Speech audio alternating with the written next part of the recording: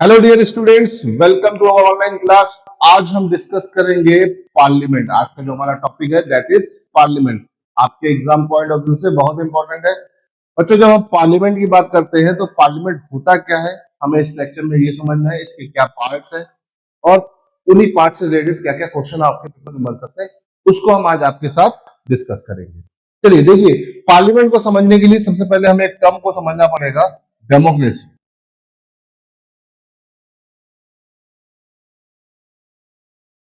बिना डेमोक्रेसी किसी भी देश को चलाने के लिए डेमोक्रेसी होना बहुत जरूरी है।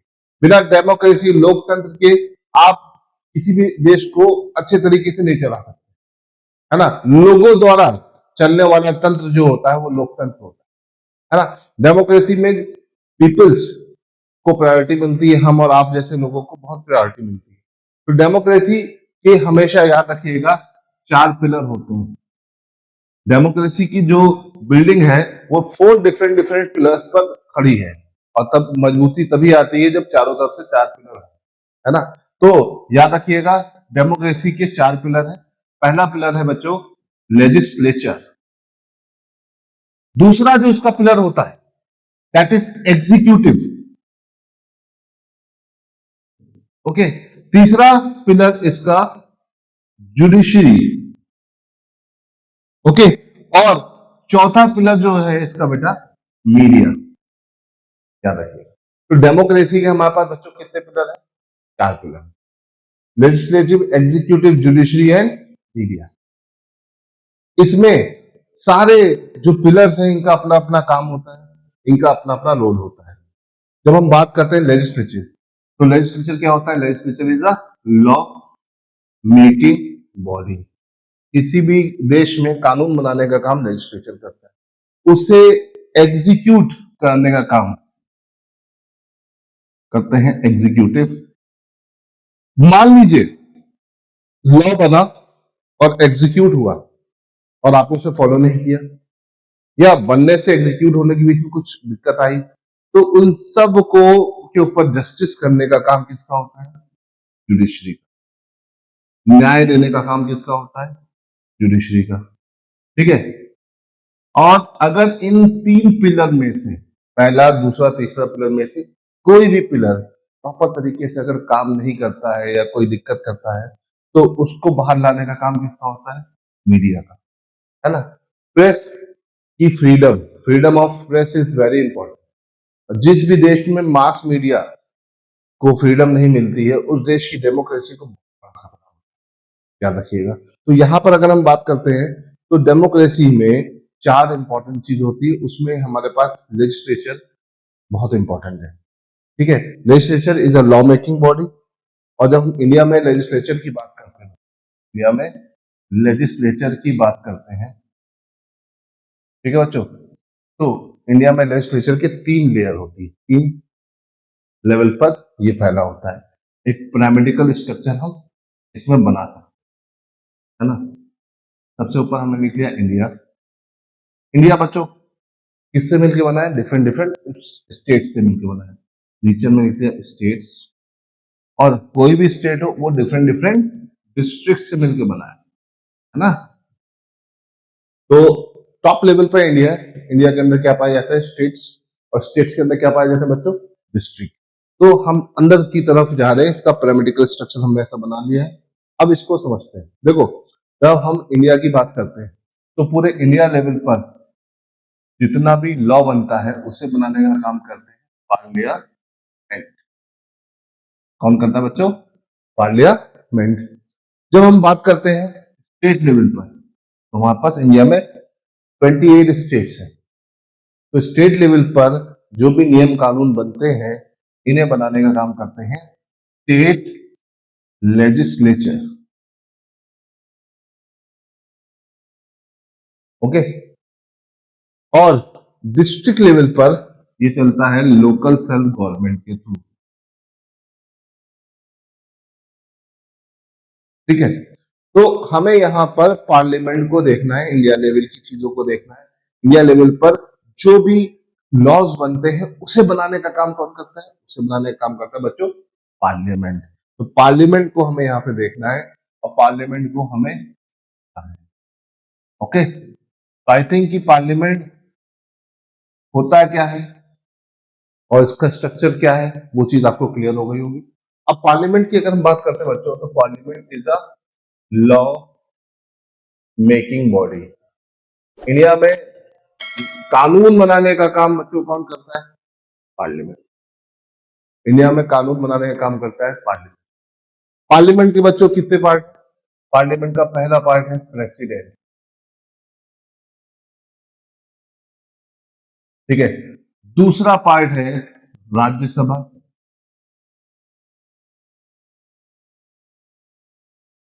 और इसका तीसरा पार्ट है Lok Sabha.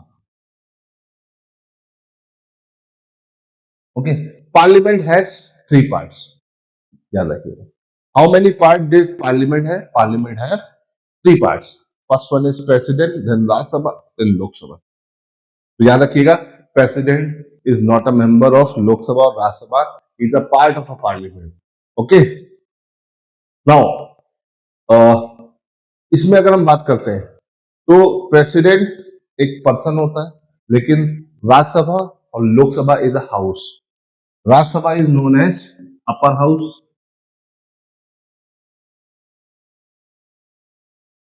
Lok Sabha is known as lower house. Okay बच्चों, अब ध्यान दीजिएगा, यहां पे कितने हाउस है? दो हाउस है ना। तो इसको हम बोलते हैं बाई कैमरलिज्म, बाई कैमरलिज्म,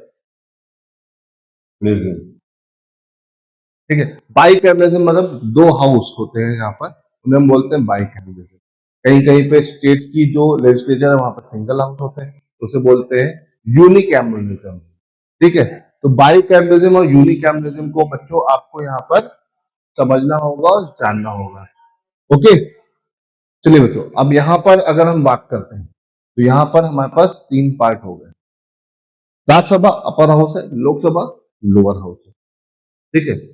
अब इसमें थोड़ा सा हम आगे बढ़ते हैं, तो इनके अंदर का कंपोजिशन और इनके बीच के कंपैरिजन को समझना बहुत है। ये आपके पेपर में क्वेश्चन बना सकता है, ठीक है। तो बच्चों, अगर एक तरफ हम यहाँ पे लिख लें राज्यसभा, है ना, और एक लाइन खींच ले, और दूसरी तरफ लिख ले लोकसभा, तो दिक्कत? चलिए अब इसको समझते हैं। ठीक, यहां पे हम पॉइंट लिखेंगे जैसे हेड, ठीक है। राज्यसभा का हेड को क्या कहते हैं? तो बोलते हैं बच्चों चेयरमैन। लोकसभा के हेड को क्या बोलते हैं बच्चों? स्पीकर। क्या बोलते हैं? स्पीकर, ठीक है। देन और दूसरा पॉइंट आता है मेंबर्स, ठीक है। राज्यसभा में बच्चों कितने मेंबर होते हैं? राज्यसभा में मेंबर होते हैं 250 मेंबर्स। फिर आता है लोकसभा, लोकसभा में कितने मेंबर होते हैं? लोकसभा मेंबर होते हैं 550 मेंबर्स होते हैं।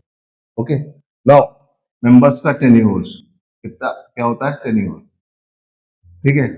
राज्यसभा के बच्चों मेंबर का टेन्योर कितने साल होता है? 6 इयर्स। ओके, लोकसभा के मेंबर्स का बच्चों टेन्योर कितने साल होता है? 5 ईयर, ये याद रखिएगा। ओके, नाउ यहां पर हम थोड़ा सा और आगे बढ़ते हैं, तो अगला जो पॉइंट आएगा that is nature. Nature means किसका कैसा नेचर होता है ना। अगर हम राज्यसभा की बात करें तो ये परमानेंट हाउस होता है, permanent house. Permanent house means Rajya Sabha can not be dissolve, कभी भी डिसॉल्व की जा सकती? बिल्कुल नहीं की जा सकती, ठीक है। ये एक परमानेंट हाउस होता है, that's why it is called upper house, है ना। लोकसभा की अगर हम बात करते हैं तो Lok Sabha can be dissolve, can be dissolve, है ना। ये क्या की जा सकती है? डिसॉल्व की जा सकती है। राज्यसभा को आप डिसॉल्व नहीं कर सकते। इनके मेंबर का टेन्योर होता है 6 इयर्स, 2-2 साल में 1/3 मेंबर हमेशा वहां पर रिप्लेस। बस लोकसभा में क्या होता है, सब एक मेंबर एक साथ change. Okay, now next point, election procedure. Election, तो याद रखिएगा, राज्यसभा के जो इलेक्शंस होते हैं वो इनडायरेक्ट होते हैं। ऐसे होते हैं बच्चों, इनडायरेक्ट। ओके, और लोकसभा का जो इलेक्शन होता है वो कैसा होता है बच्चों, डायरेक्ट होता है ना। जैसे मोदी जी का जो नए इलेक्शन में खड़े हुए, वो डायरेक्ट इलेक्शन होता है, that is election of Lok Sabha. But आप दूसरा हाउस देखोगे, राज्यसभा, तो राज्यसभा में बहुत सारे मेंबर्स होते हैं, but they are elected indirectly. Okay, nominated member,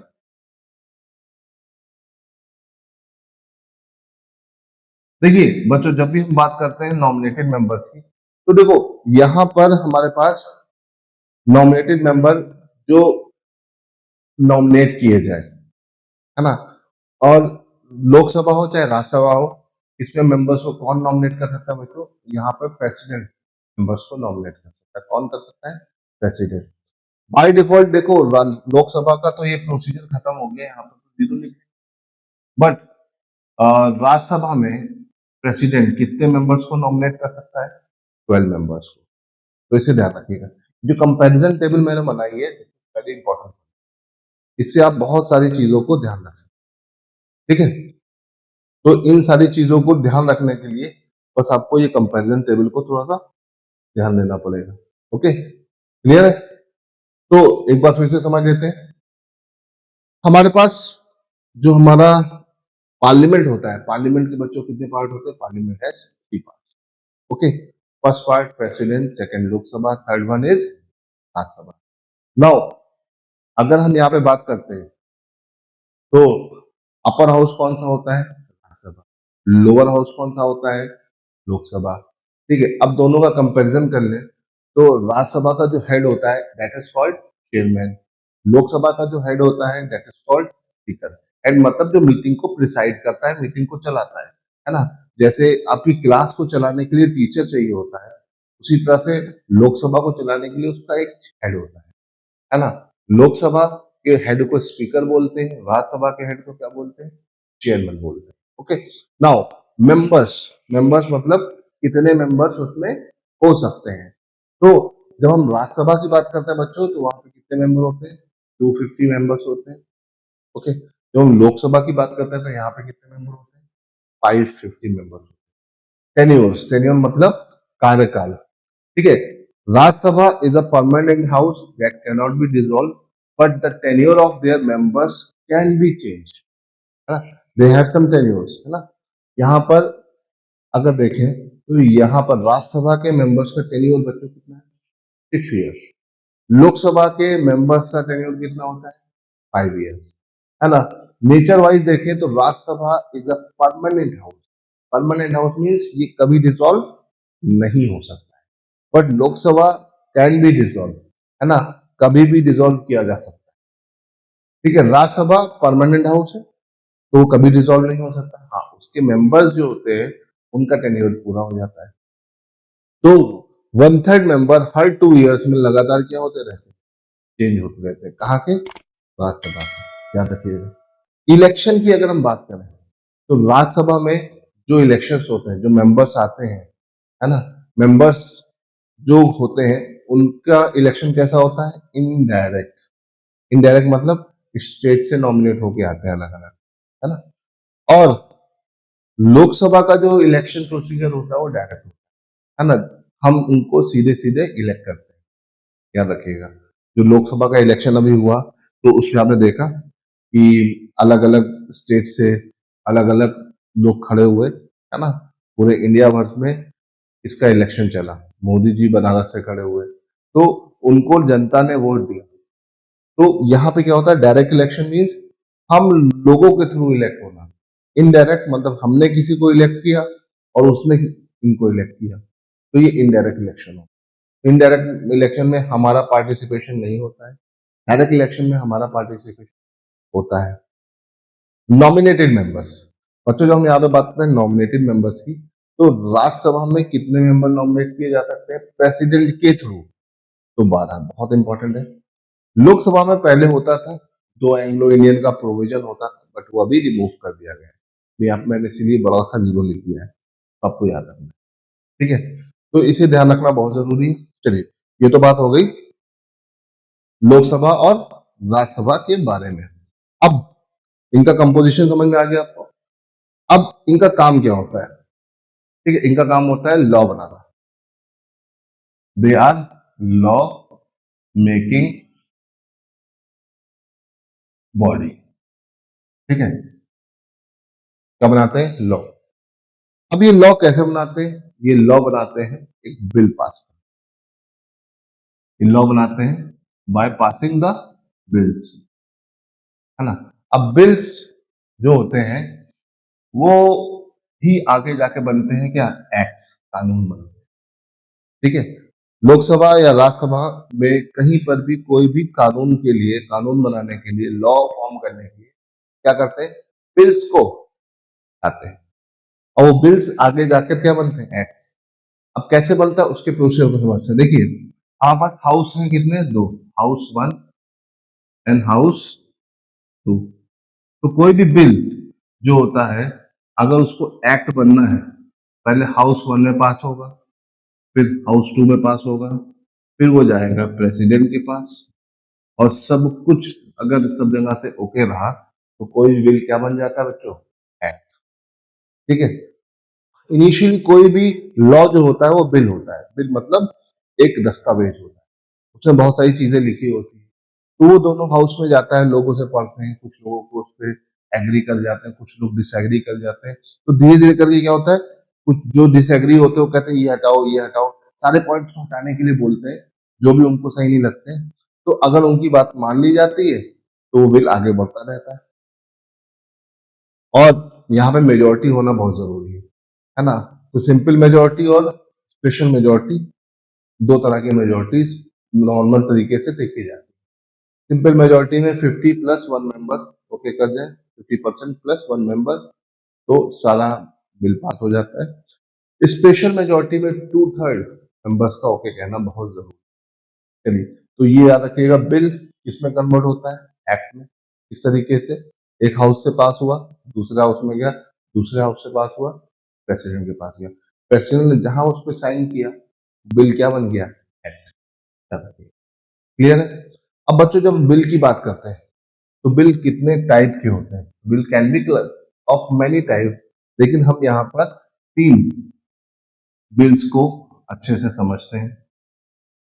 ठीक है, एक होता है ऑर्डिनरी बिल। क्या होता है बच्चों? Ordinary bill. ठीक है, दूसरा होता है आपका मनी बिल, और तीसरा होता है आपका कॉन्स्टिट्यूशनल अमेंडमेंट बिल। 3 तरह के बच्चों हमारे पास बिल होते हैं, ordinary bill, money bill and constitutional amendment bill. Ordinary bill, जो भी ऑर्डिनरी कानून बनने होते हैं वो ऑर्डिनरी बिल होता है। जैसे फूड सेफ्टी बिल हो गया, या डावरी बिल हो गया, डिफरेंट टाइप्स ऑफ जो भी कानून बनते हैं, है ना, वो सब इसके अंदर आ जाते हैं। मनी बिल, मनी बिल की अगर हम बात करते हैं तो मनी बिल जो होता है इसे बोलते हैं बजट। ठीक है, मनी बिल हमेशा कहाँ पर पास होता है? लोकसभा में। ऑर्डिनरी बिल किसी भी हाउस में आ सकता है, लोकसभा में भी आ सकता है बच्चों, और राज्यसभा में भी आ सकता है, और कॉन्स्टिट्यूशनल अमेंडमेंट बिल भी कहीं पे भी आ सकता है, लोकसभा या राज्यसभा में। इसे ध्यान रखिएगा। तो याद रखिएगा, बिल्स जो होते हैं वो 3 तरह के होते हैं, ऑर्डिनरी, मनी और कॉन्स्टिट्यूशनल। ठीक है, कोई भी एक बिल एक हाउस से पास होता है तो दूसरे हाउस में जाता है, दूसरे हाउस से पास होता है तो प्रेसिडेंट के पास जाता है, तो बिल किस में कन्वर्ट होता है? एक्ट। अब क्या हमेशा ऐसा होता है कि बिल एक्ट बन जाता है? बिल्कुल नहीं। कभी कभी क्या होता है, आपको मेजोरिटी नहीं मिलती है, ठीक है, तो बिल पास एक हाउस से हुआ, दूसरे हाउस में अटक गया। तो ये एक जनरल टर्म है जो अक्सर हो जाता है, देखने को मिल जाता है। तो इस केस में क्या होता है? ठीक है, तो देखो, जब बिल एक हाउस से पास हुआ और दूसरे हाउस में पास नहीं हो पाया, ठीक है, तो वेट किया जाता है और फिर क्या होता है, फिर बुलाई जाती है बच्चों ज्वाइंट सिटिंग।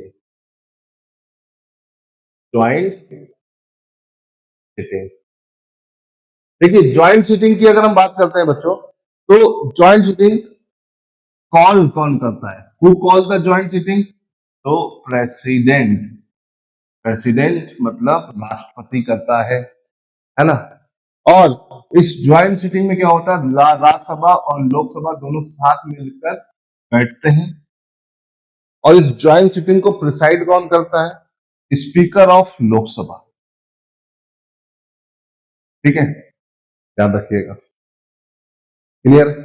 और ज्वाइंट सिटिंग की अगर हम बात करते हैं तो ज्वाइंट सिटिंग किन केसेस में हो सकती है, किन बिल के लिए हम ज्वाइंट सिटिंग यहां पे कर सकते हैं, तो याद रखिएगा ऑर्डिनरी बिल, मनी बिल और कॉन्स्टिट्यूशनल अमेंडमेंट बिल में से किस बिल के लिए आप ज्वाइंट सिटिंग कर सकते हो बच्चों, तो याद रखिएगा मनी बिल। मनी बिल सिर्फ और सिर्फ लोकसभा में पास होता है और 14 दिन का टाइम होता है राज्यसभा के लिए, है ना, कि वो उसको चाहे तो पास करे या ना करे, वो अल्टीमेटली पास हो जाता है। तो भाई मनी बिल में कभी भी ज्वाइंट सिटिंग नहीं हो सकती, ठीक है। कॉन्स्टिट्यूशनल अमेंडमेंट बिल जो होता है इसमें ज्वाइंट सिटिंग का कोई भी प्रोविजन नहीं है, मतलब अगर कॉन्स्टिट्यूशनल अमेंडमेंट बिल आया है, अगर एक हाउस से पास हुआ दूसरे में नहीं पास हुआ तो वो बिल रिजेक्ट हो जाता है। तो नॉर्मली ज्वाइंट सिटिंग का प्रोविजन किस तरह के बिल में है, ऑर्डिनरी बिल में है, याद रखिएगा। तो ये किस तरह के बिल में ये प्रोविजन चलता है बच्चों, तो ये चलता है ऑर्डिनरी बिल में। ज्वाइंट सिटिंग किस तरह के बिल में हो सकती है, ऑर्डिनरी बिल। ओके, नाउ हमने तीन चीजें देख ली। ज्वाइंट सिटिंग को कॉल कौन करता है, प्रेसिडेंट, ठीक है। प्रिसाइड कौन करता है, स्पीकर ऑफ लोकसभा, ठीक है। और किस बिल में ज्वाइंट सिटिंग हो सकती है बेटा, ऑर्डिनरी बिल में, है ना। और यहां पर किस तरह की मेजोरिटी से ये बिल पास होता है, सिंपल मेजोरिटी से। ज्वाइंट सिटिंग में जो भी बिल पास होगा वो किस तरह की मेजोरिटी से पास होगा, जो सिंपल मेजोरिटी से पास होगा, इसे ध्यान रखिएगा, क्लियर, बात समझ में आ गई।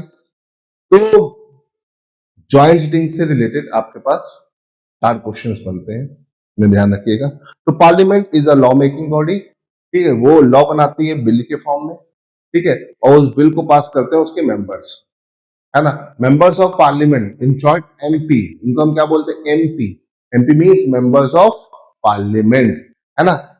जो भी मेंबर्स ऑफ पार्लियामेंट होते हैं बेटा उनको हम क्या बोलते हैं, एमपी। मध्य प्रदेश में मेंबर ऑफ पार्लियामेंट, इसे ध्यान रखिएगा, ठीक। तो ये जितने भी एमपीज होते हैं वो क्या करते हैं, वो इन बिल्स को पास करते हैं। और जब कोई बिल अटक जाता है 6 महीने तक हम वेट करते हैं और 6 मंथ के बाद हम क्या बुलाते हैं बेटा, ज्वाइंट सिटिंग बुलाते हैं। ज्वाइंट सिटिंग कौन कॉल करता है, प्रेसिडेंट कॉल करता है। कौन प्रिसाइड करता है, स्पीकर ऑफ लोकसभा करता है। यहाँ पर बिल, किस बिल में ज्वाइंट सिटिंग हो सकती है, ऑर्डिनरी बिल में। ना तो मनी बिल में ज्वाइंट सिटिंग हो सकती है, ना कॉन्स्टिट्यूशनल अमेंडमेंट बिल में हो सकती है। और ये किस मेजोरिटी से चलता है बेटा, इसमें मेजोरिटी चलती है सिंपल मेजोरिटी, मतलब 50% प्लस 1 वोट जैसे मिलेगा ये बिल पास हो जाएगा, इसे ध्यान रखिएगा। ये इंपॉर्टेंट पॉइंट है जो आपको याद रखना है, ठीक है। फिर पार्लियामेंट क्या साल भर चलता है, मीटिंग्स के साल भर होती है, बिल्कुल नहीं, ठीक है। पार्लियामेंट के बच्चे होते हैं क्या, सेशंस। जैसे आपके स्कूल डेली लगते हैं वैसे पार्लियामेंट डेली नहीं लगता है। पार्लियामेंट के 3 सेशन होते हैं। पहला सेशन होता है बजट, साल का पहला सेशन बजट। दूसरा जो सेशन होता है मानसून सेशन, ठीक है।